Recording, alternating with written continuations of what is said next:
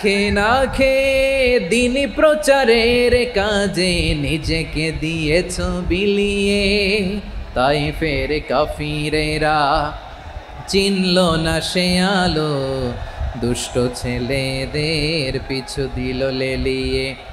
পাথরের আঘাতে ক্ষত বিক্ষত হয়ে সারা শরীর থেকে রক্ত ঝরে, হে রাসূল তোমাকে ভুলি আমি কেমন করে। আমি একটু দেখতে চাই যে রংপুর বিভাগের কে কোন জেলা থেকে আপনারা এসছেন। কুড়িগ্রাম থেকে কারা এসছেন দেখি, কুড়িগ্রাম। মাশাআল্লাহ মাশাআল্লাহ। আচ্ছা, গাইবান্ধা জেলার কে আসছেন? গাইবান্ধা, হ্যাঁ মাশাআল্লাহ। ঠাকুরগাঁও অনেকে আসছেন। দিনাজপুর জেলা থেকে মাশাআল্লাহ। নীলফামারী, ঠিক আছে, ফি আমানিল্লাহ। পঞ্চগড় অনেক আসছে। রংপুর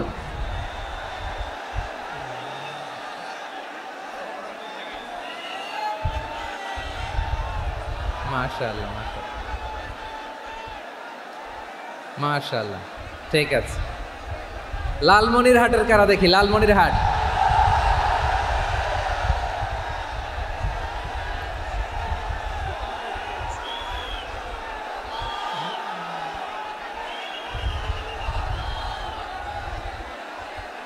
মাশাআল্লাহ মাশাআল্লাহ। আচ্ছা, এই রংপুর বিভাগের বাইরে থেকে অন্য জেলার কারা কারা আসছেন দেখি, তাও আছে অনেকে। মাশাআল্লাহ, ঠিক আছে ঠিক আছে। আজকের প্রোগ্রামে উপস্থিত আছেন প্রধান অতিথি হিসেবে অধ্যক্ষ আসাদুল হাবিব দুলু ভাই, সাংগঠনিক সম্পাদক বিএনপি, জাতীয় নির্বাহী কমিটির সভাপতি, জেলা বিএনপি লালমনিরহাট। বিশেষ অতিথি হিসেবে আমাদের অনেক ভাইরা এসছেন, সবাইকে শুকরিয়া জানাই। সভাপতিত্ব করছেন জনাব আব্দুল হাকিম। আইন শৃঙ্খলা বাহিনী, প্রশাসন, ভলান্টিয়ার্স, শুনেছি আমি প্রায় 5,000 ভলান্টিয়ার্স আপনারা নিয়োগ দিয়েছেন। আলহামদুলিল্লাহ আলহামদুলিল্লাহ, অনেক গোছালো প্রোগ্রাম। আমার প্রাণ ঢালা ভালোবাসা জানবেন, আমার হৃদয়ের গহীন থেকে ভালোবাসা নেবেন, শুভেচ্ছা জানবেন সবাই। ঠিক আছে ঠিক আছে। প্রিয় ভাইরা, আমরা আর কাল বিলম্ব না করে মূল আলোচনায় চলে যেতে চাই। আজকে যে টপিকের উপর আমি কথা বলবো, টপিকটা হচ্ছে peaceful coexistence and communal harmony, শান্তিপূর্ণ সহাবস্থান এবং সাম্প্রদায়িক সম্প্রীতি। আমাদের বাংলাদেশে সাম্প্রদায়িক সম্প্রীতি আছে না নাই? আবহমান কাল থেকে আমরা মুসলিম, হিন্দু, বৌদ্ধ, খ্রিস্টান, পাহাড়ি, নৃগোষ্ঠী মিলেমিশে একাকার, আমরা সবাই মিলে বাংলাদেশ। আওয়াজ করে বলেন ঠিক কিনা? আমাদের পারস্পরিক সম্প্রীতি, ভালোবাসা, সৌহার্দ্যপূর্ণ আচরণ, বোঝাপড়া, এটা বেশ মজবুত। তবে মাঝে মাঝে আমাদের এই সম্প্রীতির ভেতরে অনেকে ফাটল ধরাতে চায়। আমরা যে সুখে আছি, শান্তিতে আছি, এটা অনেকের ভালো লাগে না, ঠিক কিনা বলেন? আমাদের মধ্যে সাম্প্রদায়িক সম্প্রীতি, সৌহার্দ্যপূর্ণ আচরণ, ভালোবাসা, এটা আবহমান কাল ধরে আছে। তার প্রমাণ, আমরা তাফসিরুল মাহফিলের আয়োজন করলে আমাদের হিন্দু ভাইরা ডিস্টার্ব করে না, ঠিক কিনা? এবং আমি যদি বলি হাত তোলেন, হিন্দু ধর্মের কারা কারা এসেছেন, কত শত কত হাজার যে হাত উঠবে, আপনি অবাক হয়ে যাবেন। আমি চাচ্ছি না হাত উঠাতে। খুলনাতে সর্বশেষ যে আমি প্রোগ্রাম করে গেলাম, সেখানে কয়েকশো হিন্দু ভাই আসছে আমাদের আলোচনা শুনতে। আলহামদুলিল্লাহ। অনেক বৌদ্ধরা আসে, অনেক খ্রিস্টানরা আসে। এবার সফরেও অনেক হিন্দু ভাইরা আমার সাথে দেখা করেছে। তারা বলেছে, হুজুর আমরা আপনার আলোচনা শুনি। আলহামদুলিল্লাহ বলেন। So it's our responsibility to present our religion to our non-Muslim brothers and sisters. আমাদের অমুসলিম ভাই বোনদের কাছে ইসলামের সৌন্দর্য তুলে ধরা, এটা আমাদের দায়িত্ব। We all are the ambassador of Islam. আমরা প্রত্যেকে দায়িত্বশীল, আমরা প্রত্যেকে এক একজন ইসলামের অ্যাম্বাসেডর। আলহামদুলিল্লাহ বলেন। এজন্য এমনভাবে দ্য বিউটি অফ ইসলাম, ইসলামের সৌন্দর্য আমাদেরকে ফুটিয়ে তুলতে হবে, যাতে করে নন মুসলিমরা শাহাদা পড়ে, কালিমা পড়ে মুসলমান হয়ে যায়। অনেক নন মুসলিম ভাই বোন আমাদের হাতে শাহাদা পড়ে, কালিমা পড়ে মুসলমান হয়েছে অনেক। সো আমরা যেন ইসলামের বিউটিটাকে তুলে ধরতে পারি, এবং এই যে সম্প্রীতি এটাকে যেন আমরা অটুট রাখতে পারি। আদতে বাংলাদেশের ইতিহাস বলে আমাদের দেশে কোনো দাঙ্গা নাই, আছে? লালমনিরহাটের ভাইয়ের আওয়াজ করে বলেন, আমাদের দেশে হিন্দু মুসলিম দাঙ্গা আছে? আমরা ভাই ভাই, আওয়াজ করে বলুন তো, আমরা কি ভাই ভাই? কিন্তু কিছু দুষ্ট লোক আছে, তারা আমাদের সম্পর্কের মধ্যে ফাটল ধরাতে চায়, ঠিক কিনা বলেন? মাঝে মাঝে ঝগড়া লাগাতে চায়। দেখবেন পত্রপত্রিকায় দেখা যায় বিভিন্ন ধর্মীয় উপাসনালয়গুলোতে হামলা চালানো হয়, এগুলো রাজনৈতিক উদ্দেশ্য প্রণোদিত, এগুলোর সাথে ইসলামের কোনো সম্পর্ক নাই। এই জন্য এই দুর্বৃত্তদের ব্যাপারে আমাদের সাবধান থাকতে হবে। আমরা সবসময় যেমনি ঐক্যবদ্ধ, ইউনাইটেড, আমরা যদি এরকম ইউনাইটেড থাকি, এই সমস্ত দুর্বৃত্তদের কালো হাত ভেঙে দিতে আমাদের 1 ঘন্টাও লাগবে না। চিল্লায় বলো ঠিক কিনা? আমরা সংঘবদ্ধ থাকব। এই যে আমাদের পিসফুল কোএক্সিস্টেন্স, শান্তিপূর্ণ সহাবস্থান, হিন্দুরা পূজা করে, যেদিন হিন্দুদের পূজা অনুষ্ঠান আমরা ওই দিন তাফসির মাহফিল করি না, ঠিক কিনা বলেন? যেদিন আমাদের তাফসিরুল কোরআনের প্রোগ্রাম, ওই দিন আমাদের হিন্দু ভাইরা ডিস্টার্ব করে না। সুবহানাল্লাহ। হিন্দুদের পূজা অনুষ্ঠানে মাদ্রাসার ছাত্র যে পাহারা দেয়, গোটা বিশ্বে এরকম দৃষ্টান্ত নজির বিরল, ঠিক কিনা বলেন? আইন শৃঙ্খলা বাহিনীর পাশাপাশি মাদ্রাসার ছাত্ররা যে সেখানে পাহারা দেয়, গোটা পৃথিবীতে এই দৃষ্টান্ত আপনি পাবেন। মাদ্রাসার ছাত্ররা, তারা তো কোরআনের ধারক, তারা হাদিসের ধারক, তারা কেন মন্দির পাহারা দিবে? এই সম্প্রীতিকে ধরে রাখার জন্য, এই সৌহার্দ্যকে ধরে রাখার জন্য, আমাদের পারস্পরিক ভালোবাসাকে অটুট রাখার জন্য। আওয়াজ করে বলতে হবে ঠিক কিনা? এখন বলেন, আমাদের এই ভালোবাসা অটুট থাক আমরা চাই কি চাই না? আমরা হিন্দু মুসলিম মিলেমিশে শান্তিপূর্ণ সহাবস্থান, সাম্প্রদায়িক সম্প্রীতি, লালমনিরহাটের ভাইয়ের আওয়াজ করে বলুন, এই সাম্প্রদায়িক সম্প্রীতি আমরা চাই কি চাই না? আল্লাহ এই দেশকে তুমি বরকতময় করো, বাংলাদেশকে তুমি শান্তিময় করো। আওয়াজ করে সবাই বলেন আমিন। এই জায়গাটাতে সামান্য একটু আওয়াজ হচ্ছিল, এটাও থেমে গেছে। আলহামদুলিল্লাহ, আলহামদুলিল্লাহ। এখন একেবারে everything is in my control, মাশাআল্লাহ। ঠিক আছে, আমি মূল আলোচনায় যাই। প্রিয় ভাইরা, আমি বলেছিলাম আমার আলোচনার বিষয় হচ্ছে শান্তিপূর্ণ সহাবস্থান, সাম্প্রদায়িক সম্প্রীতি। আমরা দেখব ইসলাম আমাদেরকে কি কি দিক নির্দেশনা দেয়। শান্ত হইতে হবে, খরগোশের কানের মতো কান দুটো আমার দিকে করে রাখেন। আমি এখনো উঠে যাব, হাত মারায় লাভ নাই, আমি উঠে যাব। তাকায় থাকো আর কান খাড়া, আওয়াজ হবে না। হ্যাঁ, মাশাআল্লাহ, মাশাআল্লাহ, ঠিক আছে। আমরা দেখব যে রাসূল সাল্লাল্লাহু আলাইহি ওয়াসাল্লাম এই পিসফুল কোএক্সিস্টেন্সের জন্য আমাদের কি শিখিয়েছেন, কি কি গাইডলাইন দিয়েছেন। আমরা 1, 2, 3, 4 করে এগুলো আপনাদের সাথে শেয়ার করব। আমি আপনাদের খেদমতে সূরাতুল আনআমের 108 নম্বর আয়াত তেলাওয়াত করেছি। এখানে আল্লাহ রাব্বুল ইজ্জা ওয়াল জালাল তিনি ইরশাদ করছেন, ওয়ালা তাসুব্বুল্লাযীনা ইয়াদউনা মিন দুনিল্লাহি ফায়াসুব্বুল্লাহা আদওয়াম বিগাইরি ইলম কাযালিকা যায়্যান্না লিকুল্লি উম্মাতিন আমালাহুম সুম্মা ইলা রাব্বিহিম মারজিউহুম ফায়ুনাব্বিউহুম বিমা কানু ইয়ামালুন। রব্বুল আলামিন বলেন, গোলাম ও আমার ইমানদার বান্দারা, শোনো শোনো, ও আমার বিশ্বাসী বান্দারা শোনো শোনো, লা তাসুব্বুল্লাযীনা ইয়াদউনা মিন দুনিল্লাহ ফায়াসুব্বুল্লাহা আদওয়াম বিগাইরি ইলম। ও আমার বিশ্বাসী বান্দারা, যারা আল্লাহকে ব্যতি রেখে, আল্লাহকে বাদ দিয়ে অন্য উপাস্যকে ডাকে, দেবীর পূজা করে, দেবতাদের পূজা করে, তোমরা খবরদার তাদের গালি দিও না। আওয়াজ করে বলেন, কি দিও না? আল্লাহ বলেন, ও বিশ্বাসীরা শোনো, যারা আল্লাহকে বেছে রেখে দেবীর পূজা করে, অন্য উপাস্যের পূজা করে, তাদেরকে ডাকে, ওই দেবতাদেরকে তোমরা গালি দিও না। যদি ওই দেবতাদেরকে গালি দাও, তাহলে ভুলবশত, শত্রুতাবশত তারা তোমাদের রব আল্লাহকে গালি দেবে, ঠিক কিনা? তোমরা যদি তাদের দেবতাদের গালি দাও, ওরা রেগে তোমার আল্লাহরে গালি দিবে, তাহলে আল্লাহরে গালি খাওয়ানোর কারণ হয়ে গেলাম আমি, ঠিক কিনা বলেন? রব্বুল আলামিন বলেন, খবরদার বিশ্বাসীরা, আল্লাহ ছাড়া যারা অন্যান্য উপাস্যদেরকে ডাকে, দেবতাদেরকে ডাকে, তাদেরকে তোমরা গালি দিও না। ওই সমস্ত দেবতাদেরকে যদি তোমরা গালি দাও তাহলে তারা আল্লাহকে গালি দিবে, ঠিক কিনা বলেন? আমরা দেবতাদের গালি দিলে ওরা আল্লাহকে গালি দিবে।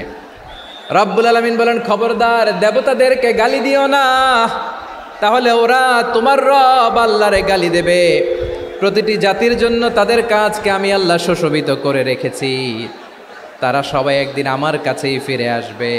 এরপর আমি রব্বুল আলামিন তাদের আমলনামা তাদেরকে জানিয়ে দেব। সুবহানাল্লাহ পড়ে। প্রিয় ভাইয়েরা, আল্লাহ তাআলা বলেছেন খবরদার গালি দিও না। আদেশটা কার? আওয়াজ করে বলেন তো। হিন্দুদের দেবতা দেবদেবীদেরকে গালি দেওয়া যাবে না। আওয়াজ করে বলুন প্রিয় ভাইয়েরা, এই আদেশটা কার? এই আপনাদের গলার আওয়াজ। অন্য ধর্মের দেবতাদেরকে যে গালি দেওয়া যাবে না, এই আদেশটা কার? আরো জোরে বলুন, কার? গালি দিবেন কোনো দেবতাকে? দিবেন? যদি দেন তাহলে ওরা আল্লাহরে গালি দিবে, তাহলে আল্লাহরে গালি খাওয়াইলো কে? আপনি, ঠিক কিনা বলেন? আমি আল্লাহকে গালি খাওয়ানোর কারণ হলাম, কারণ আমি যদি গালি না দিতাম ওরা আমার রবকে গালি দিত না। আওয়াজ করে বলেন ঠিক কিনা? তাহলে প্রিয় ভাইয়েরা, ইসলাম আমাদেরকে শিখায়, সূরাতুল আনআমের 108 নম্বর আয়াত থেকে আমরা বুঝলাম কোনো ধর্মকে ছোট করা যাবে না। অন্য ধর্মকে ছোট করা মানে ইসলামকে ছোট করা। অন্য ধর্মের দেবতাকে গালি দেওয়া মানে আল্লাহকে গালি খাওয়ানো। আওয়াজ করে বলেন ঠিক কিনা? খবরদার, এটা করা যাবে না। আর অন্য ধর্মের দেবতাকে যদি আপনি গালি দেন, ওরা ইসলাম থেকে দূরে সরে যাবে। যাও ইসলামের প্রতি আকৃষ্ট হয়েছিল আর কোনোদিন ইসলামের ধারে কাছে আসবে না। আওয়াজ করে বলেন ঠিক কিনা? এজন্য কখনো কোনোদিন অন্য ধর্মের দেবতাদেরকে গালি দেওয়া যাবে না। অন্য ধর্মের কোনো দেবতাদেরকে আমরা গালি দিব না, গালি দিব না, বরং ইসলামের beauty, the beauty of Islam, ইসলামের সৌন্দর্যকে আমরা তুলে ধরব। আমরা যদি বিশ্বনবী সাল্লাল্লাহু আলাইহি ওয়াসাল্লামের জীবনীর দিকে তাকাই, তাহলে আমি দেখব বিষ্ণু ইসা ইসলাম মক্কাতে কিংবা মদিনাতে অন্য ধর্মের লোকদের সাথে খুব পিসফুলি লাইফ লিড করেছেন। হোক মুশরিক, হোক খ্রিস্টান, হোক ইহুদি, বিশ্বনবী সবার সাথে মিলেমিশে ছিলেন। আলহামদুলিল্লাহ বলেন। ইসলাম হচ্ছে পিসফুল রিলিজিয়ান। অন্য ধর্মের প্রতি সহনশীলতার সবক ইসলাম আমাদেরকে দেয়। কিন্তু প্রতিটি মুসলিমের এটা মনে রাখতে হবে, আল্লাহর কাছে পছন্দনীয় গ্রহণযোগ্য ধর্ম, জীবনাদর্শ একটি, সেটা হচ্ছে ইসলাম। আওয়াজ করে বলেন সেটা কি? লালমনিরহাটের ভাইয়েরা আওয়াজ করে বলুন, আল্লাহর কাছে মনোনীত ধর্ম একটি, সেটা কি? এজন্য রব্বুল আলামিন বলেন, ইন্নাদ-দীনা ইনদাল্লাহিল ইসলাম, আল্লাহর কাছে মনোনীত গ্রহণযোগ্য অ্যাকসেপ্টেড ধর্ম মতাদর্শ একটা, সেটা হলো ইসলাম। ইসলাম ছাড়া অন্য কোনো ধর্ম যদি কেউ তালাশ করে, তার ওই ধর্ম আল্লাহ গ্রহণ করবে না। ওমাই ইয়াবতাগি গায়রাল ইসলামি দীনান ফালাই ইউকবালা মিন ওয়া হুয়া ফিল আখিরাতি মিনাল খাসিরিন।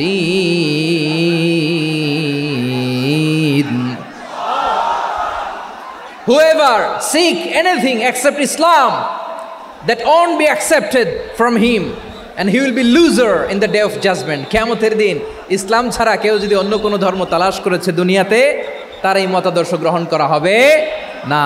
and he will be loser, সে হবে লুজার, ক্ষতিগ্রস্ত। হাই হাই কোম্পানির ম্যানেজার, ওর আমও শেষ, সালাও শেষ। আওয়াজ করে বলেন ঠিক কি না? এজন্য ইসলাম পেয়ে আমরা খুশি না বেজার? প্রত্যেক নামাজ শেষে আমরা আল্লাহরে বলি, আল্লাহ রাদিতু বিল্লাহি রাব্বা ওয়া বিল ইসলামি দীনা ওয়া বি মুহাম্মাদিন নাবিয়ান ওয়া রাসূলা। ও আল্লাহ, তোমারে রব হিসেবে পেয়ে আমরা খুশি। ও আল্লাহ, ইসলামকে ধর্ম হিসেবে পেয়ে আমরা খুশি। বিশ্বনবীকে আমাদের রাসূল পেয়ে আমরা খুশি। ঠিক কিনা বলেন? অন্য কোনো ধর্ম আমরা গ্রহণ করব না। ঠিক কিনা বলেন? আল্লাহর কাছে অ্যাকসেপ্টেড রিলিজিয়ান একটা, সেটা ইসলাম। তো বিশ্বনবী সাল্লাল্লাহু আলাইহি ওয়াসাল্লাম মক্কাতে কিংবা মদিনাতে খুব পিসফুলি এক্সিস্ট করেছেন, যে কোনো ধর্মের সাথে মিলেমিশে চলেছেন। তার প্রমাণ আমরা যদি রাসূল সাল্লাল্লাহু আলাইহি ওয়াসাল্লামের বায়োগ্রাফির দিকে তাকাই, তাহলে দেখব তিনি মুশরিকদের সাথে পিস ট্রিটি করেছেন, শান্তি চুক্তি, পিস ট্রিটি, পিস এগ্রিমেন্ট। আপনারা হুদাইবিয়ার সন্ধির নাম শুনেছেন? আমার লালমনিরহাটের কলিজার টুকরা ভাইয়েরা, হুদাইবিয়ার সন্ধির নাম আপনারা শোনেন নাই? ষষ্ঠ হিজরিতে বিষ্ণু ঈসা ইসলাম মুশরিকদের সাথে এই ট্রিটি করেছেন, চুক্তি। কাদের সাথে? মুশরিকদের সাথে। আমরা তো মুসলমান বসতে পারি না, আমরা দুই মুসলিম ভাই একসাথে বসে চা খেতে পারি না, গল্প করতে পারি না। বিষ্ণু ঈসা ইসলাম মুশরিকদের সাথে ট্রিটি করেছেন, হুদাইবিয়ার সন্ধি। এই সন্ধির আগে মক্কা থেকে কেউ মদিনায় যেতে পারে না, মদিনা থেকে কেউ মক্কায় যেতে পারে না। কিন্তু এই সন্ধির পরে ট্রাফিক স্বাভাবিক হয়ে গেল, মক্কার লোকেরা মদিনায় আসতে পারে, মদিনার লোকেরা মক্কায় আসতে পারে। এটাকে বলে সুলহে Hudaibiya, the peace agreement of Hudaibiya, শান্তি চুক্তি। আমরা পৃথিবীতে এখন অনেক শান্তি চুক্তির নাম শুনি, এগুলো সব the piece treaty of Hudaibiya থেকে কপি করা। আল্লাহু আকবার। তাহলে বিশ্বনবী সাল্লাল্লাহু আলাইহি সাল্লাম তিনি যে শান্তিপূর্ণ সহাবস্থানে বিশ্বাসী ছিলেন, মুসলমানেরা যে অন্য ধর্মের প্রতি সহনশীল, তার প্রমাণ হচ্ছে এই পিস ট্রিটি। শুধু তাই নয়, মাইকের সাউন্ডটা একটু বাড়াই দিতে হবে, খুব দুর্বল, একটু মজবুত করতে হবে, আর একটু ক্লিন করতে হবে, আর সবগুলা জায়গায় সাউন্ড যাচ্ছে কিনা একটু ক্রস চেক করতে হবে। হ্যাঁ, পাবেন দিচ্ছে mike operator, he is trying his level best, দিচ্ছে। মাইক অপারেটর যিনি আছেন, প্রতিটি জায়গায় প্রতিটি সাউন্ড বক্সে যেন আওয়াজ পাওয়া যায়, একটু ক্রস চেক করেন, সাউন্ডটাকে একটু স্ট্রং করে দেন। হ্যাঁ, ঠিক আছে, মাশাআল্লাহ। এদিকে তাকান, এদিকে। মক্কার পার্ট গেল, পিস এগ্রিমেন্ট করলেন, শান্তি চুক্তি। বিষ্ণু ঈসা ইসলাম মদিনায় যেয়ে কি করলেন? মদিনায় যে বিষ্ণু ঈসা ইসলাম মদিনা চার্টার করলেন, মদিনা সনদ, সাহিফাতুল মদিনা, এটার বলে মদিনা চার্টার। এই যে ওয়েস্টে, ইউরোপে, আমেরিকাতে তারা অনেক চার্টার করে, এই সব চার্টার মদিনা চার্টার থেকে কপি করা। আওয়াজ করে পড়েন সুবহানাল্লাহ। বিষ্ণু ঈসা ইসলাম মদিনায় গেলেন, মদিনাতে মুসলিম, মুশরিক, ইয়াহুদি, এই তিন ধর্মের লোক মিলে সব স্টেক হোল্ডার যারা আছে সবাইকে নিয়ে বিষ্ণু ঈসা ইসলাম মদিনা চার্টার করলেন, মদিনা সনদ। পড়েন সুবহানাল্লাহ। শুধু তাই নয়, মক্কাতে বিশ্বনবী পিস এগ্রিমেন্ট করলেন, শান্তি চুক্তি মুশরিকদের সাথে। মদিনাতে যে বিশ্বনবী মদিনা চার্টার করলেন, মদিনা সনদ করলেন ইহুদিদের সাথে। আবার মদিনাতে বিশ্বনবী ইহুদিদের সাথে পিস ডায়ালগ করলেন, ইন্টারফেথ ডায়ালগ করলেন, আন্তধর্মীয় সংলাপ করলেন, যেই সংলাপের মূল ভিত্তি ছিল তাওহীদ। মূল ভিত্তি ছিল কি? তাওহীদ। বিশ্বনবী ইহুদিদেরকে ডাকলেন, আহ্বান করলেন, কুল ইয়া আহলাল কিতাবি তাআলাউ ইলা কালিমাতিন সাওয়াইন বাইনানা ওয়া বাইনাকুম আল্লা না'বুদা ইল্লাল্লাহ ولا نشرك به شيئا ولا يتخذ بعضنا بعضا أربابا من دون الله فإن تولوا فقولوا اشهدوا بأننا مسلمون سبحان الله পড়েন।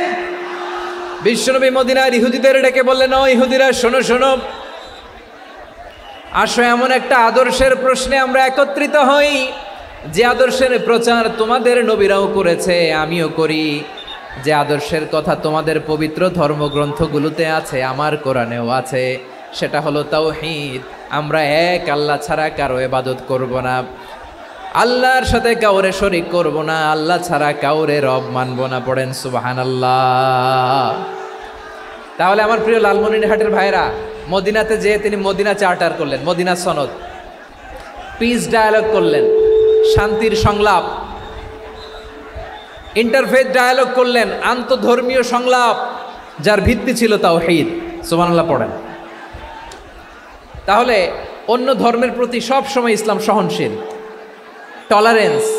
যদি আপনি দেখতে চান ইসলামের নবী বিশ্বনবীর দিকে তাকান, ঠিক কিনা বলেন? আমরা তো সংখ্যালঘুদের রাইটস প্রোটেক্ট করার জন্য কত আইন বানাই, কত বৈঠক করি, কত সংবাদ সম্মেলন করি, বিষ্ণু সাল্লাল্লাহু আলাইহি ওয়াসাল্লাম সংখ্যালঘুদের রাইটসের ব্যাপারে, অধিকারের ব্যাপারে যে কথা বলেছেন, শুনলে আপনি অবাক হয়ে যাবেন। বিশ্বনবী বলেন, আলা মান যালামা মুআহাদান আও ইনতাকাসাহু আও কাল্লাফাহু ফাওকা তাআতিহি আও কাল্লাফাহু ফাওকা তাকাতিহি আও আখাযা মিনহু শাইআন বিগাইরি তিবি নাফসিন ওয়া আনা হাজিজুহু ইয়াউমাল কিয়ামা। খবরদার, জেনে রেখো, কেউ যদি কোনো সংখ্যালঘুর উপরে অত্যাচার করে, কোনো সংখ্যালঘুর প্রাপ্য থেকে যদি কেউ কাউকে ঠকায়, সংখ্যালঘুর উপর যদি কেউ কষ্ট দেয়, কোনো সংখ্যালঘুর সম্পদ যদি কেউ জোর করে কেড়ে নেয়, আমি কিয়ামতের দিন বিশ্বনবী ওই সংখ্যালঘুর পক্ষে আর ওই মুসলমানদের বিপক্ষে বাদী হয়ে দাঁড়াবো। সুবহানাল্লাহ বলতে পারলেন না? আল্লাহু আকবার। আপনি নামাজি, আপনি মুসল্লি, আপনি হাজি সাহেব, তাহাজ্জুদ পড়তে পড়তে কপালে দাগ ফেলে দিছেন, আপনার প্রতিবেশী হিন্দু, ভাবছেন আমার তো পাওয়ার আছে, ওর জমিটা দখল করি। বিশ্বনবী বলেন, কিয়ামতের দিন ওই হিন্দুর পক্ষে তোর বিরুদ্ধে আমি বাদী হয়ে দাঁড়াবো। পৃথিবীর কোন ধর্মে এরকম স্টেটমেন্ট পাবেন? পাবেন? আপনি ভাবছেন আপনি নামাজ পড়লে হাজি সাহেব কপালে দাগ ফেলায় দিলে আপনি সেলসেলায় জান্নাতে চলে যাবেন না? খবরদার। বিশ্বনবী বলেন, কোনো সংখ্যালঘুর উপর যদি কেউ আক্রমণ করে, তার প্রাপ্য তাকে না দিয়ে যদি তাকে ঠকায়, তার উপর জুলুম করে, তার সম্পদ যদি কেড়ে নেয়, আমি নবী, তুমি মুসলিম হইতে পারো, মুসল্লি হইতে পারো, তার পক্ষে, তোমার বিপক্ষে আল্লাহর দরবারে বাদী হয়ে দাঁড়াবো। আচ্ছা লালমনিরহাটের ভাইরা, কথা বুঝতে পারলে আওয়াজ করে উত্তর দেন। বিশ্বনবী যদি কারো বিপক্ষে দাঁড়ায় কিয়ামতের দিন, আই রিপিট, আমি আবারও বলছি, বিশ্বনবী যদি কিয়ামতের দিন কারো বিপক্ষে দাঁড়ায়, ও তো সেলসেলায়া জান্নাতি, তাই না? জান্নাতি না? যে নবীর সুপারিশ ছাড়া জান্নাতের গেটও দেখা যাবে না, ওই নবী যদি বলে তোর বিপক্ষে আমি বাদী হয়ে দাঁড়াবো, ওই জান্নাতে আর ঢোকার কোনো সুযোগ আমাদের থাকবে? এখানেই শেষ না আমার প্রিয় লালমনিরহাটের ভাইয়েরা, এখানেই শেষ নয়। বিশ্বনবী বলেন, মান কাতালা মুআহাদান, বুখারীর বর্ণনা, মান কাতালা মুআহাদান লাম ইয়ারাহ রাইহাতাল জান্নাহ। কেউ যদি, কোনো মুসলিম যদি অন্যায়ভাবে কোনো সংখ্যালঘুকে হত্যা করে, কোনো হিন্দুকে হত্যা করে, কোনো বৌদ্ধরে হত্যা করে, অন্যায়ভাবে কোনো মুসলিম যদি কোনো সংখ্যালঘুরে হত্যা করে, জান্নাতে যাওয়া তো দূরের কথা, ওই মুসলিম জান্নাতের ঘ্রাণও পাবে না। সেই বুখারীর বর্ণনা, মান কাতালা মুআহাদান লাম ইয়ারাহ রাইহাতাল জান্নাহ ওয়া ইন্না রিহাহা লা ইউজাদু মিন মাসিরাতি 40 আমা। যে জান্নাতের ঘ্রাণ 40 বছর দূরের রাস্তা থেকেই পাওয়া যায়। সুবহানাল্লাহ পড়েন। প্রিয় ভাইরা, এখান থেকে জান্নাতে পৌঁছতে লাগবে 40 বছর। এত দূর, কত বছর? সবাই বলেন কত বছর? এখান থেকে জান্নাতে পৌঁছতে লাগবে 40 বছর। এত দূরে থাকতেই জান্নাতের ঘ্রাণ আপনার নাকে এসে ধাক্কা মারবে। বিষ্ণুই বলেন, যে ব্যক্তি কোনো সংখ্যালঘুকে হত্যা করে, জান্নাতের ঘ্রাণ তো পাবেই, জান্নাতে তো ঢুকতে পারবেই না, জান্নাতের ঘ্রাণও তার নাকে লাগবে না। পড়েন না আউযুবিল্লাহ। তাহলে সংখ্যালঘুদের ব্যাপারে ইসলামে অধিকার দেয়া আছে না নাই? লালমনিরহাটের ভাইয়ের আওয়াজ করে বলেন, আমার সংখ্যালঘু হিন্দু ভাইদের রাইটস, অধিকার আমাদের ইসলামে প্রোটেক্টেড আছে না নাই? এখানেই শেষ না। বিষ্ণু ইসলাম আপনার অমুসলিম প্রতিবেশীর সাথে ভালো আচরণ করতে বলেছে। আমাদের হয় না, এটা মুসলিম পাড়া, ওটা বৌদ্ধ পাড়া, হয় না? অনেক সময় হয় না, এটা আমাদের মুসলিম পাড়া, ওইটা হিন্দু পাড়া, এরকম আছে না নাই? লালমনিরহাটে নাই না? আছে? হিন্দু যদি আপনার প্রতিবেশী হয়, কি করবেন? ওরে কষ্ট দিবেন নাকি? কেন? ও তো হিন্দু, ও তো আমার আল্লাহরে ডাকে না, ওরে কষ্ট দিলে জায়েজ হবে না? খবরদার। বিষ্ণু ইসলাম বলেন, মান কানা ইউমিনু বিল্লাহ ওয়াল ইয়াউমিল আখির ফালিউকরিম জারাহ। যে আল্লাহ বিশ্বাস করে আর আখিরাতে বিশ্বাস করে, সেজন্য প্রতিবেশীর সাথে ভালো আচরণ করে। সুবহানাল্লাহ। কলিজা জুড়ায় যায় না আমার নবীর কথাগুলো শুনলে? যে আল্লাহ বিশ্বাস করে, যে আখিরাতে বিশ্বাস করে, সেজন্য প্রতিবেশীর সাথে ভালো আচরণ করে। এখানে বলছে মুসলিম প্রতিবেশী, বলছে নামাজি প্রতিবেশী, বলছে আল্লাহওয়ালা প্রতিবেশী, বলছে না। প্রতিবেশী আস্তিক হোক নাস্তিক হোক, প্রতিবেশী মুমিন হোক মুশরিক হোক, প্রতিবেশী হইলেই তার সাথে ভালো আচরণের দরকার আছে না নাই? আমার প্রিয় লালমনিরহাটের ভাইয়েরা, বিষ্ণু ইসা ইসলাম ওনার ইহুদি প্রতিবেশীদের দেখাশোনা করতেন। আওয়াজ না শোনা যাক, আমারও তো দেখা যায়, আমারও তো দেখা যায়। তাকায় থাকেন, তাকায় থাকলে সওয়াব হবে। কোরআনের কথা যেখান থেকে হয় এদিকে তাকায় থাকলেই বরকত। তাকায় থাকেন। জি জি, মাইক, আমি তার মাইক ঠিক করতে আসি না এদিকে, এই মাইক ঠিক করব, ওই মাইক ঠিক করব, ওদিকে পাইলট বলবে হুজুর চলে আসেন। জি বসুন, বসুন, মাশাআল্লাহ। হ্যাঁ, খুব শান্ত, ঠিক আছে। পুলিশ ভাইরা না খেয়ে দিনরাত আপনারা যাতে সুশৃঙ্খল একটা প্রোগ্রাম উপহার পান এটাই চেষ্টা করতেছে, আপনাদেরকে কষ্ট দিতে আসে নাই। একটু একটু সহযোগিতা করেন। জি মাশাআল্লাহ, হ্যাঁ ঠিক আছে। আমার প্রিয় ভাইরা, প্রতিবেশী আস্তিক হোক নাস্তিক হোক, মুসলিম হোক হিন্দু হোক, তার সাথে ভালো আচরণ করতে হবে।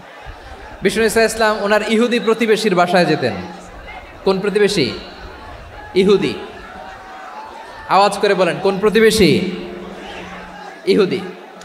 এক ইহুদি কিশোর বিষ্ণু ইসা ইসলামের খেদমত করতে, ইহুদি ছেলে আমার নবীর খেদমত করতো, তারা ছিল নবীর প্রতিবেশী। তো অনেক দিন হয় ইহুদি ছেলেটা আসে না। বিশ্বনবী খোঁজ দিলেন, ঘটনা কি? একটা ইহুদি ছেলে না আমার খেদমতে আসতো, ছেলেটা কই? খোঁজ নিয়ে জানলেন ছেলেটা অসুস্থ। বিষ্ণু ইসা ইসলাম ওই ইহুদির বাড়িতে চলে গেলেন ওই ছেলেটাকে দেখা করার জন্য, ভিজিট করার জন্য। সুবহানাল্লাহ পড়বেন না? গেলেন, যে দেখে ইহুদি ছেলেটা মুমূর্ষ, যান যান যায় যায় ভাব, বিছানায় পড়ে আছে, তার বাবা দাঁড়ানো। বিশ্বনবী তার মাথার পাশে বসলেন, মাথায় হাত বুলিয়ে দিলেন, আর ছেলেটাকে বললেন আসলিম, হে ইহুদি ছেলে আসলিম, ইসলাম ধর্ম গ্রহণ করো। তো ছোট্ট ছেলে ভাবে আমরা ইহুদি, এখন ইসলাম ধর্ম গ্রহণ করলে আব্বা যদি বকা দেয়, ফানাযারা ইলা ওয়াজহি আবি, ছেলেটা তার বাবার চেহারার দিকে তাকালো, দেখি আব্বা কি কয়। আব্বা যদি বলে তাইলে ইসলাম ধর্ম গ্রহণ করব। ইহুদি ছেলেটা তার বাবার দিকে যখন তাকালো, ওর বাবা বলে আতি আবুল কাসিম, আবুল কাসিম যা বলে তাই করো। আবুল কাসিম হচ্ছে বিষ্ণু ইসা ইসলামের একটা কুনিয়াত, উপনাম। আমার রাসূলের বড় ছেলের নাম ছিল কাসেম। যেমন দেখবেন আমাদের এলাকায় কারো ছেলের বড় ছেলের নাম যদি হয় আব্দুল্লাহ, এরা আব্দুল্লাহর বাপ বলে ডাকে। কারো বড় মেয়ের নাম যদি হয় ফাতেমা, এরা কি ডাকে? ফাতেমার বাপ বলে না? তো বিষ্ণু ইসা ইসলামের বড় ছেলের নাম ছিল কাসেম। ইহুদি বাবা বলল আতি আবুল কাসেম, আবুল কাসেম যা বলে তাই শোনো, মানে মোহাম্মদ যা বলে তাই শোনো।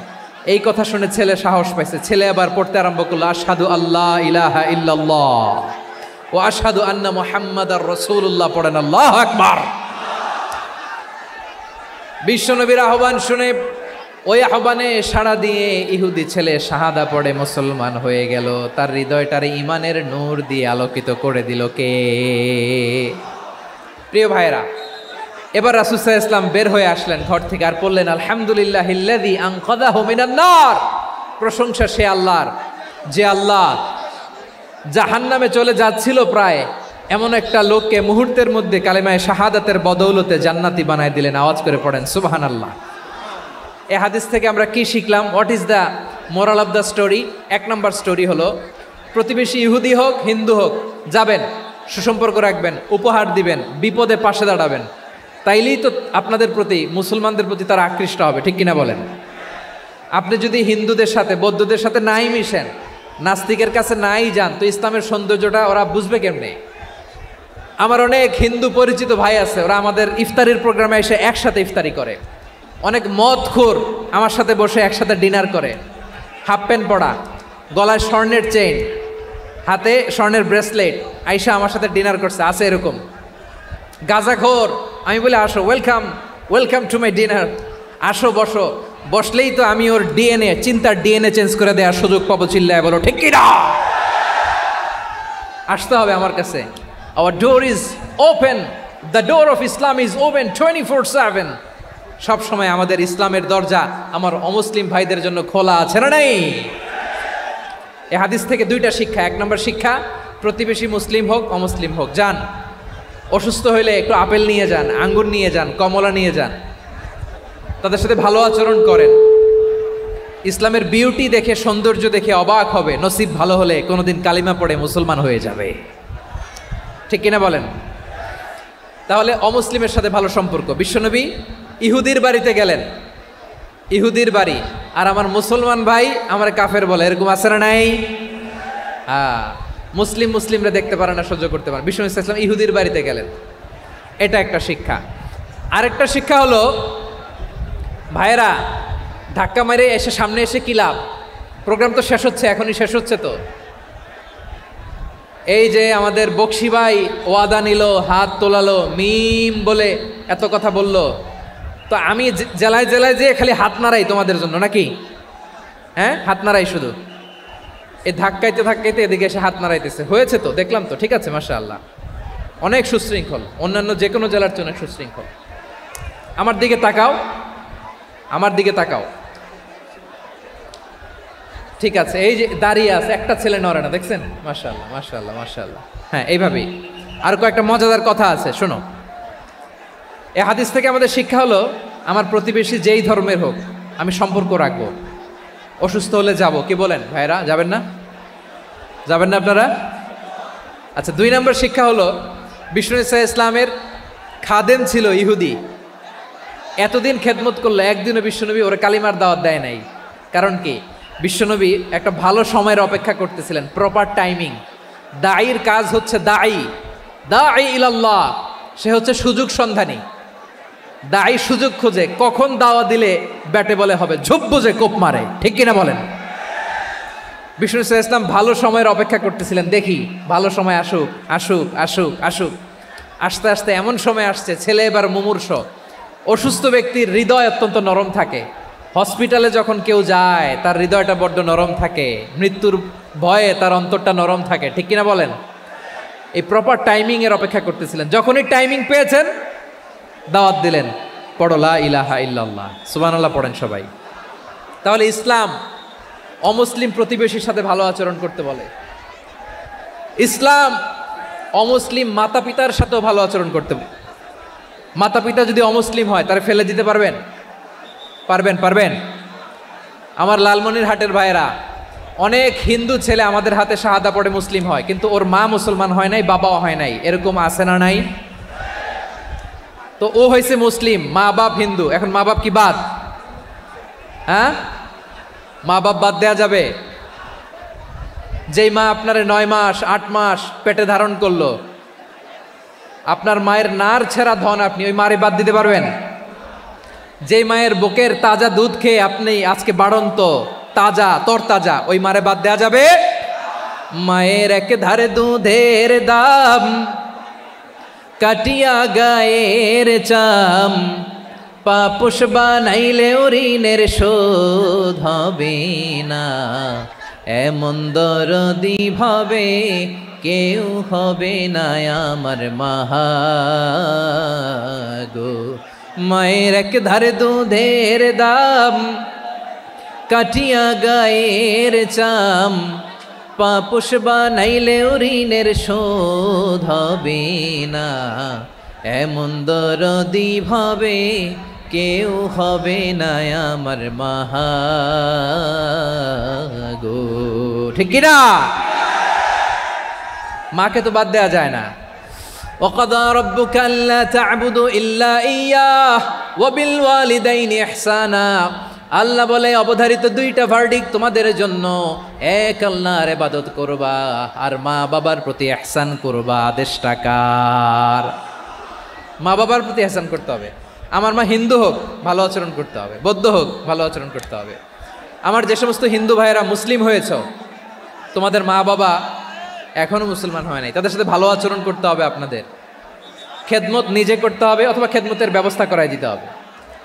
মান্থলি যে খরচ লাগে এটা দিতে হবে। আরে তুমি এখন মুসলিম, তোমার মা বাবা হিন্দু, এখনই তো সুযোগ ইসলামের সৌন্দর্য দেখানোর।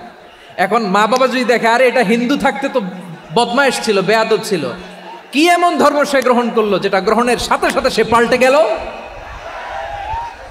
কি এমন ধর্ম সে গ্রহণ করেছে যেটা তার জীবনকে আলোকিত করে দিয়েছে? নসিব ভালো হইলে তারাও কালিমা পড়ে মুসলমান হয়ে যাবে। বিষ্ণু ইসলামের স্ত্রীর নাম ছিল আয়েশা রাদিয়াল্লাহু তাআলা আনহা, আবু বকর রাদিয়াল্লাহু তাআলা আনহুর মেয়ে। আবু বকর রাদিয়াল্লাহু তাআলা আনহুর আরেক মেয়ের নাম হচ্ছে আসমা। কি নাম? দুজনই আবু বকর রাদিয়াল্লাহু তাআলা আনহুর মেয়ে, আসমা আর আয়েশা। নাম দুইটা কেমন লাগে? আসমা নামটা কেমন লাগে? আয়েশা নামটা কেমন লাগে? সবার ভালো লাগে নাই? নাম দুটো আপনাদের ভালো লাগে? লালমনিরহাটে অনাগত যদি কন্যা সন্তান হয়, যদি মনে চায় আসমা রেখে দিতে পারবেন, যদি মনে চায় আয়েশা রেখে দিয়েন। দেশে বিদেশে এয়ারপোর্টে রাস্তাঘাটে শুধু বলে হুজুর একটা নাম দেন, আমার ছেলের একটা নাম দেন, মেয়ের একটা নাম দেন। তো আমার মনে আছে যশোরের আদ্দিনের মাহফিলে আমি একটা দুইটা নাম দিয়েছিলাম। আজকে লালমনিরহাটের এই প্রোগ্রামে কন্যা সন্তান যদি হয় দুটা নাম দিলাম, আসমা কিংবা আয়েশা। ইনশাআল্লাহ পড়েন। দুজন বোন, এক মায়ের না, বাবা এক মা দুজন। আয়েশা রাদিয়াল্লাহু তাআলা আনহার মায়ের নাম উম্মে রুমান, আর আসমা রাদিয়াল্লাহু তাআলা আনহার মায়ের নাম কুতাইলা বিনতে আব্দুল উজ্জা। আবু বকর রাদিয়াল্লাহু তাআলা আনহু 4টা বিয়ে করেছিলেন। তো একই ঘটনা ঘটেছে এই ফ্যামিলিতে। আসমা ইসলাম ধর্ম গ্রহণ করে মুসলিমা, কিন্তু তার মা কুতাইলা মুশরিকা। আই রিপিট, বোঝার জন্য আমি আবারও বলি, আসমা রাদিয়াল্লাহু তাআলা আনহা মুসলিমা, আর আসমার মা কুতাইলা, আওয়াজ করে বুঝে থাকলে বলেন, আসমার মা মুশরিকা। তার মানে মেয়ে মুসলিম, মা অমুসলিম। ভেজাল আছে না নাই? কিন্তু কুতাইলা আর ধৈর্য ধারণ করতে পারে না।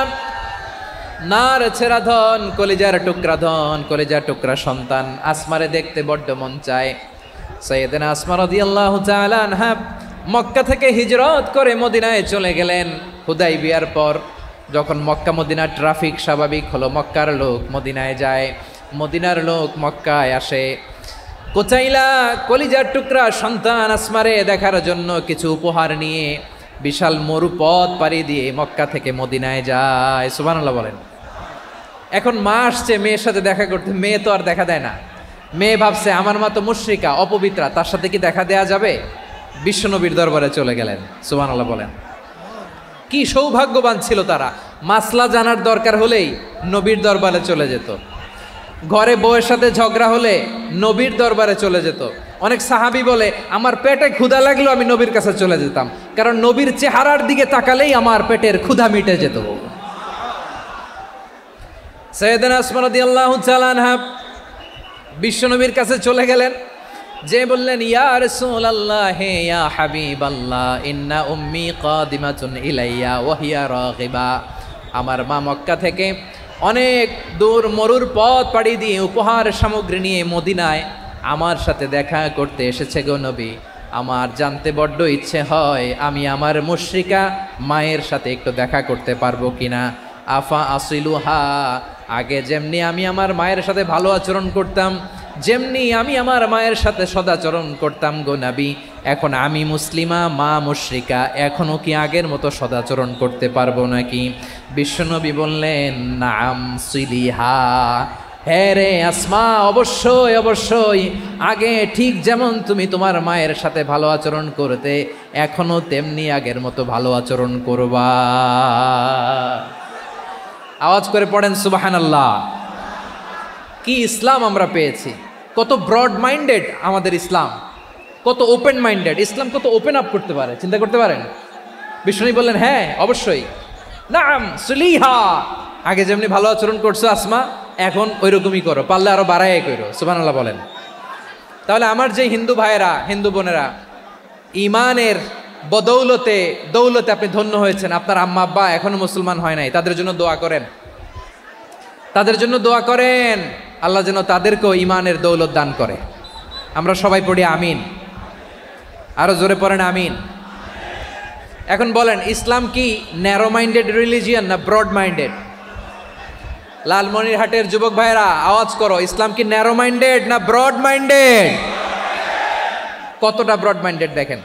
বিশ্বনবী সাল্লাল্লাহু আলাইহি সাল্লাম অমুসলিমরা যদি নবীকে উপহার দিত, ওই উপহারও বিশ্বনবী গ্রহণ করতেন। সুবহানাল্লাহ পড়েন। আপনার অমুসলিম বন্ধু যদি উপহার দেয় সেটাও আপনি নিতে পারবেন, যেটা নেওয়া জায়েজ। কিন্তু আপনার বন্ধু যদি আপনার মদের বোতল দেয়, নিতে পারবেন?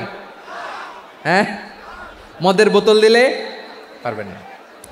আপনার বন্ধু যদি আপনার পর্ক দেয়, পর্ক শুকরের গোশত মিশ্রিত কোনো খাবার, ওটা নিতে পারবেন না। হালাল যে কোনো জিনিস নিতে পারবেন। বিশ্বনবী সাল্লাল্লাহু আলাইহি ওয়াসাল্লাম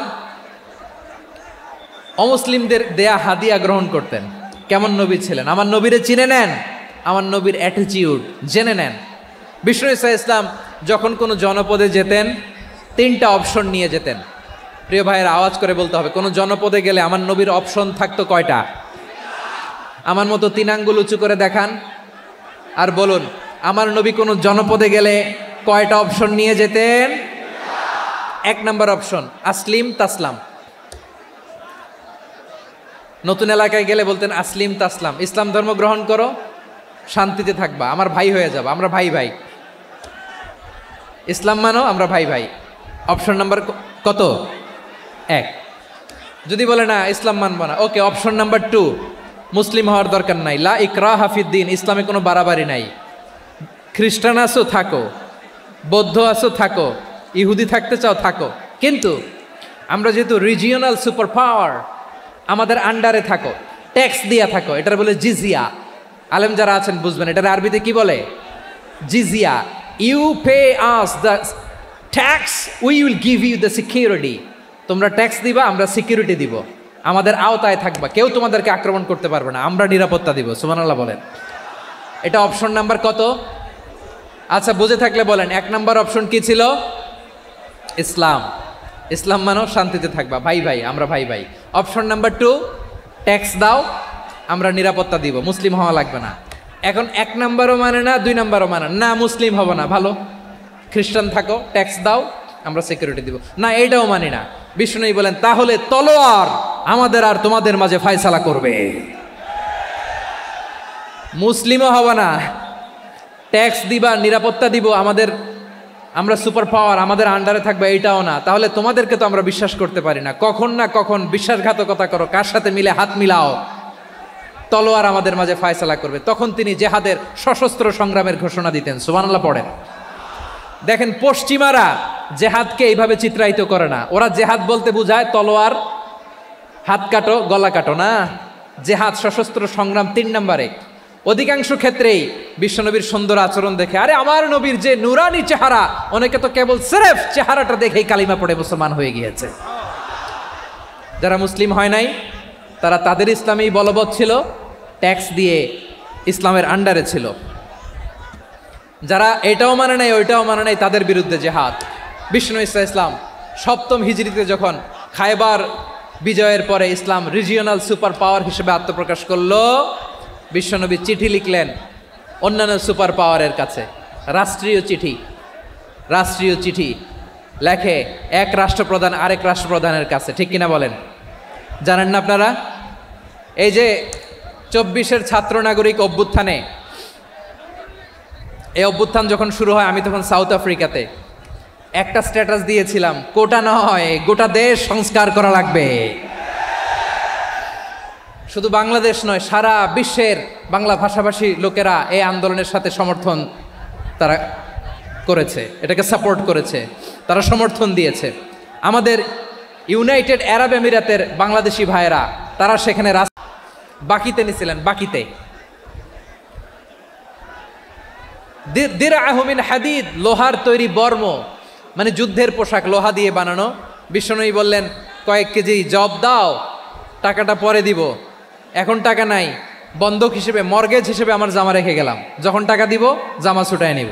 আওয়াজ করে বলতে হবে সুবহানাল্লাহ। এ থেকে বোঝা গেল অমুসলিমদের সাথে ফিনান্সিয়াল ডিলিং করা যায়, অর্থনৈতিক লেনদেন করা যায়, কেনাবেচা করা যায়, প্রোডাক্ট কেনা যায়। এমনকি আমাদের মসজিদে নববীতে বারান্দায় আপনার একটা অটোমেটিক ফ্লাইং আমব্রেলা দেখছেন? সূর্য যখন বাড়ে মসজিদে নববীর বারান্দায় ইয়ার্ডের মধ্যে অটোমেটিক্যালি কিছু আমব্রেলা আছে, শাঁ করে খুলে যায়, আর সূর্যের তাপ লাগে না। আবার সন্ধ্যাবেলায় এই আমব্রেলাগুলো ওরা ক্লোজ করে ফেলে, দেখেন নাই না? দেখছেন?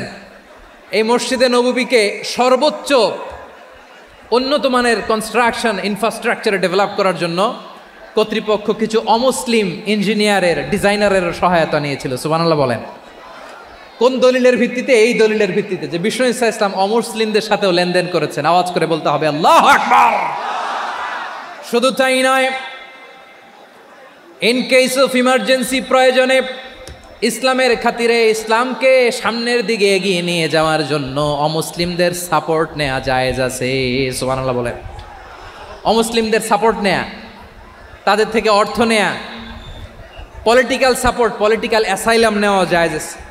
আমাদের অনেক বিশ্ববরেণ্য দায়ীরা আমেরিকায় অস্থায়ীভাবে অ্যাসাইলাম নিয়ে থাকে, নিজের দেশে গেলে ফাঁসিতে ঝুলাই দিবে।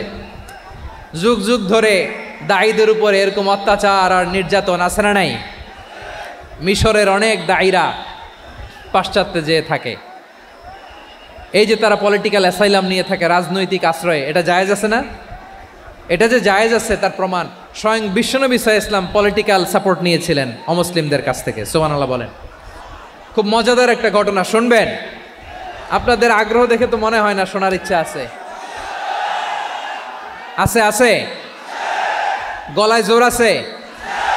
লিল্লাহি তাকবীর, লিল্লাহি তাকবীর, নারায়ে তাকবীর। মাশাআল্লাহ।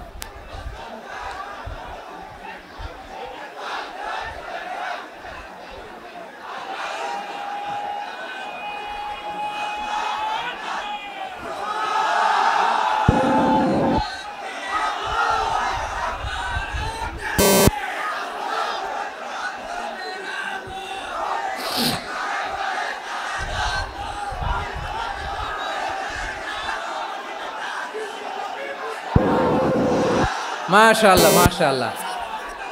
থামুন থামুন আমার ভাইরা। বিশ্বনবীর বয়স তখন প্রায় 51 বছর। কত বছর? বিশ্বনবীর সবচেয়ে কাছের মানুষ খাদিজা রাদিয়াল্লাহু তাআলা আনহা ইন্তেকাল করেছেন। বিশ্বনবী বড্ড কষ্ট পেলেন, হৃদয়টা ভেঙে খান খান। যিনি ঘরের ভেতরে বিশ্বনবীকে সান্ত্বনা দিতেন, ভালোবাসা দিতেন, বাইরে গেলে কোরাইশরা বকাঝকা করে, অত্যাচার করে, কিন্তু আম্মাজান খাদিজা রাদিয়াল্লাহু তাআলা আনহা ঘরটারে এমন শান্তির নীড় বানায় রেখেছেন, এই ঘরের ভিতরে ঢুকলে বিশ্বনবীর কলিজাটা ঠান্ডা হয়ে যেত। এজন্য রব্বুল আলামিন বলেন, খাদিজা, ও আমার বান্দি খাদিজা, জান্নাতে এমন স্পেশাল একটা ঘর আমি তোমার জন্য রেডি করে রেখেছি। ওই ঘরের মধ্যে কোনো আওয়াজ নাই, ওই ঘরের মধ্যে কোনো নয়েজ নাই, ওই ঘরে কোনো বিশৃঙ্খলা নাই। কারণ মক্কার জমিনে আমার নবী কোরাইশদের বিশৃঙ্খলা, নয়েজ আর ঝামেলাগুলোকে উপেক্ষা করে যখন তোমার ঘরের ভিতরে ঢুকতো, ঘরটারে তুমি শান্তির নীড়, ঠান্ডা, নীরব, নিস্তব্ধ, নিঝুম আর শান্তির নীড় বানিয়ে রেখেছ। এজন্য জান্নাতে স্পেশাল একটা শান্তির নীড় আমি তোমারে উপহার দেব। ওই প্রিয়তমা স্ত্রী খাদিজা ইন্তেকাল করলেন, বিশ্বনবীর হৃদয় ভেঙে খান খান। আবার ওনার চাচা আবু তালেব ইন্তেকাল করলেন, যিনি পলিটিক্যাল শেল্টার দিতেন নবীকে। কে দিতেন? আবু তালেবের ভয়ে, বিশ্বনবীর এই চাচার ভয়ে কোনো মুশরিক নবীর গায়ে হাত দেওয়ার সাহস পায় নাই। এখন স্ত্রীও নাই, চাচাও নাই, নবীকে আশ্রয় দেওয়ার কেউ নাই। নবীর চারদিকে অন্ধকার। নবী এখন কই যাবেন? আমার পেয়ারা নবী নতুন স্টেশন খুঁজতেছেন, নতুন দাওয়াতি প্ল্যাটফর্ম খুঁজতেছেন। তিনি যায়েদ বিন হারেসা রাদিয়াল্লাহু তাআলা আনহুকে নিয়ে মক্কার পাশের একটা নেইবরিং সিটি তায়েফে চলে গেলেন। কোথায় চলে গেলেন? লালমনিরহাটের ভাইয়ের আওয়াজ করে বলেন, কোথায় গেলেন? তায়েফে চলে গেলেন দিনের দাওয়াত দেওয়ার জন্য। কি দেওয়ার জন্য? নাকি জমি কিনতে গেছিলেন? জমি কিনতে? দুনিয়ার যশ খ্যাতির জন্য? নিজের কোনো লাভের জন্য? তায়েফবাসীদেরকে জাহান্নামের আগুন থেকে বাঁচানোর জন্য। আওয়াজ করে বলতে হবে, ঠিক কিনা? বিশ্বনবী বিশাল মরুপথ, পাহাড়ি পথ পাড়ি দিয়ে তায়েফের মরুজমিনে গেলেন কোরআনের দাওয়াত নিয়ে, ইমানের দাওয়াত নিয়ে। কিন্তু তায়েফের লোকেরা বিশ্বনবীর দাওয়াতকে শুধু প্রত্যাখ্যান করেই থামে নাই, তারা বিশ্বনবীর সাথে অত্যন্ত খারাপ আচরণ করেছে। বিশ্বনবীকে শারীরিকভাবে হেনস্থা করেছে, আমার নবীকে শারীরিকভাবে অত্যাচার করেছে, আমার পেয়ারা নবীর গায়ে পাথর মেরেছে, বিশ্বনবীর গা বেয়ে ঝরঝর করে রক্ত ঝরেছে, নবী জামিনের মধ্যে লুটিয়ে পড়েছেন, আবার মেরেছে, আবার নবী হাঁটতে শুরু করলেন, পেছন থেকে আবার মেরেছে, আবার নবী রক্তাক্ত হয়ে জামিনের মধ্যে লুটিয়ে পড়লেন, আবার মেরেছে। বিশ্বনবীর মতো এত সুশ্রী মানব, বিশ্বনবীর মতো এত শুভ্র মানব, বিশ্বনবীর মতো এমন চমৎকার দেহাবয়ব দিয়ে রব্বুল আলামিন কাউকে বানান নাই। এরকম চমৎকার মানুষটাকে তারা তায়েফের ওই জমিনে রক্তাক্ত করেছে। বিশ্বনবী দুনিয়ার কোনো স্বার্থের জন্য সেখানে যান নাই, নিজের কোনো লাভের জন্য, প্রাপ্তির জন্য যান নাই। তায়েফবাসীদের জাহান্নামের আগুন থেকে বাঁচাতে গিয়েছেন, ঠিক কিনা বলেন? খেয়ে না খেয়ে দিন প্রচারের কাজে নিজেকে দিয়েছ বিলিয়ে। তায়েফের কাফিরেরা চিনল না সে আলো, দুষ্ট ছেলেদের পিছু দিল লেলিয়ে। পাথরের আঘাতে ক্ষত বিক্ষত হয়ে সারা শরীর থেকে রক্ত ঝরে। হে রাসূল তোমাকে ভুলি আমি কেমন করে, হে রাসূল তোমাকে ভুলি আমি কেমন করে। পারেন না আপনারা? ধরুন আমার সাথে। হাজার ব্যথা বেদনার পরে ফিরে আসনি তুমি আপন ঘরে। দিনের আলো তুমি ছড়িয়ে দিতে চলে গেলে মদিনায় মক্কা ছেড়ে। হে রাসূল তোমাকে ভুলি আমি কেমন করে, হে রাসূল তোমাকে ভুলি আমি কেমন করে। ঠিক কিনা বলেন? প্রিয় ভাইরা, তায়েফের ছেলেরা নবীকে রক্তাক্ত করলো। আমার নবী কই যাবে? কই যাবে? মক্কায় জায়গা নাই, তায়েফে জায়গা নাই। তায়েফ থেকে ভারাক্রান্ত মন নিয়ে আমার নবী মক্কায় ফিরে আসলেন। বিশ্বনবী মক্কায় ঢুকতে পারেন না।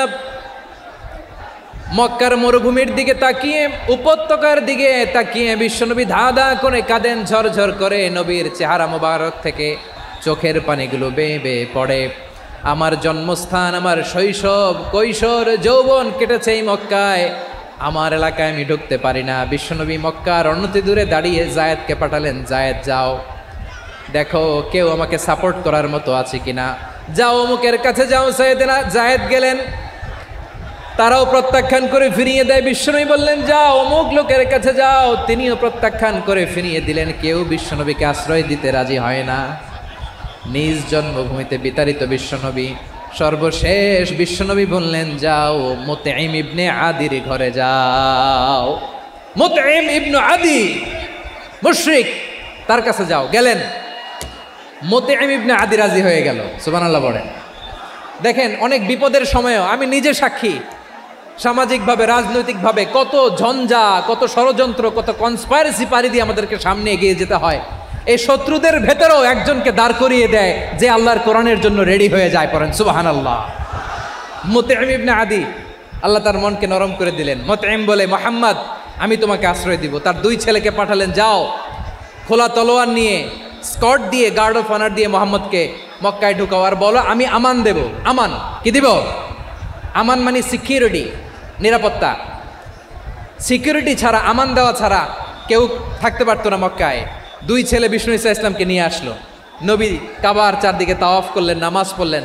আবু জাহেল, উতবা, সাইবা, ওয়ালিদ ইবনে মুগীরা সবাই দেখে, কেউ কিছু করতে পারে না। কারণ মুতঈম ইবনে আদি ঘোষণা দিয়েছেন আমি মুহাম্মদকে আমান দিয়েছি, মুহাম্মদের গায়ে যেন কেউ স্পর্শ না করে। আওয়াজ করে পড়েন সুবহানাল্লাহ। নবীর এই বিপদকালে মুহূর্তে মুতঈমের হৃদয়টারে নরম করে দিল কে? আচ্ছা লালমনির হাটের ভাইয়েরা বলেন, এই মুতঈম কি মুসলিম ছিল না মুশরিক? সবাই বলতে হবে মুসলিম না মুশরিক? তাহলে মুশরিকের কাছ থেকে নবী পলিটিক্যাল অ্যাসাইলাম, আধুনিক রাষ্ট্রবিজ্ঞানের ভাষায় পলিটিক্যাল অ্যাসাইলাম যেটাকে বলে, রাজনৈতিক আশ্রয়, ওনার আমান বা নিরাপত্তার এই ঘোষণায় তিনি মক্কায় ঢুকলেন। যতদিন নিরাপত্তা ছিল ছিলেন।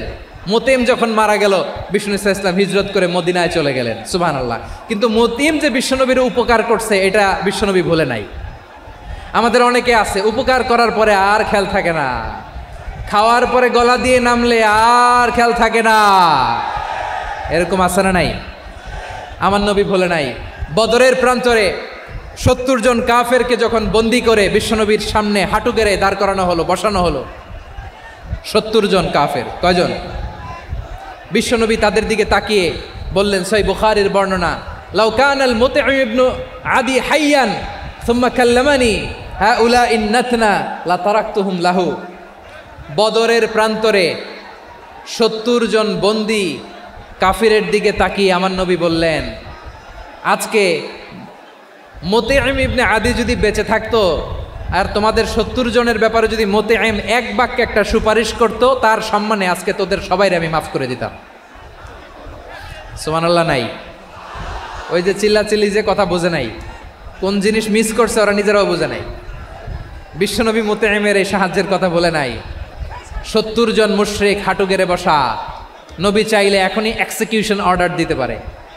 তিনি বললেন, আজকে যদি মুতঈম বেঁচে থাকতো আর মুতঈম যদি তোদের জন্য সুপারিশ করতে, এই আবর্জনাগুলোর ব্যাপারে সুপারিশ করতে, আমি মুহূর্তেই তোদেরকে এমনি মাফ করে দিতাম।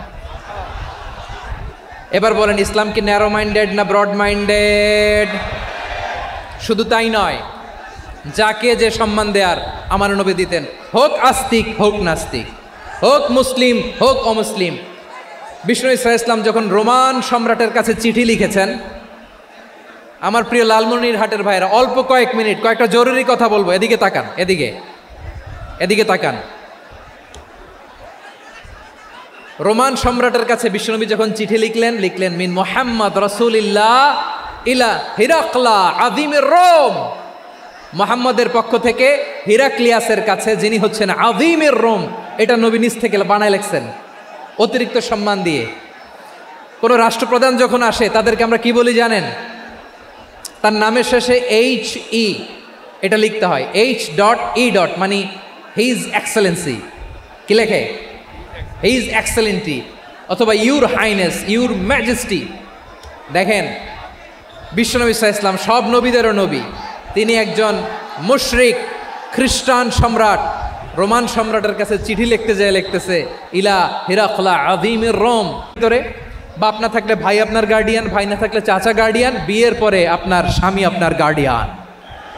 শরিয়া সম্মত স্বামীর আদেশগুলো আপনি মেনে চলবেন, কিন্তু শরিয়া বিরুদ্ধ কোনো আদেশ মানতে আপনি বাধ্য নয়। আওয়াজ করে বলুন সবাই, ঠিক কি না?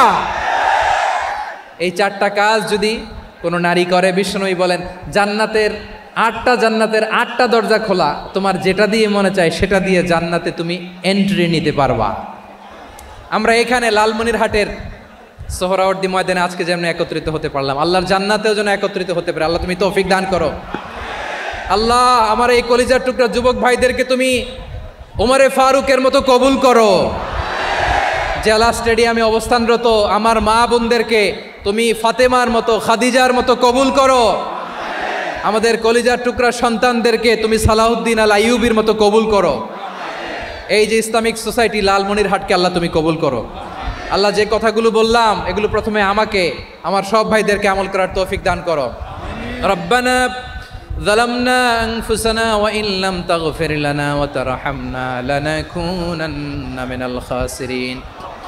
রব্বানা আতিনা ফিদ দুনিয়া হাসানাতাও ওয়া ফিল আখিরাতি হাসানাতাও ওয়া কিনা আযাবান নার।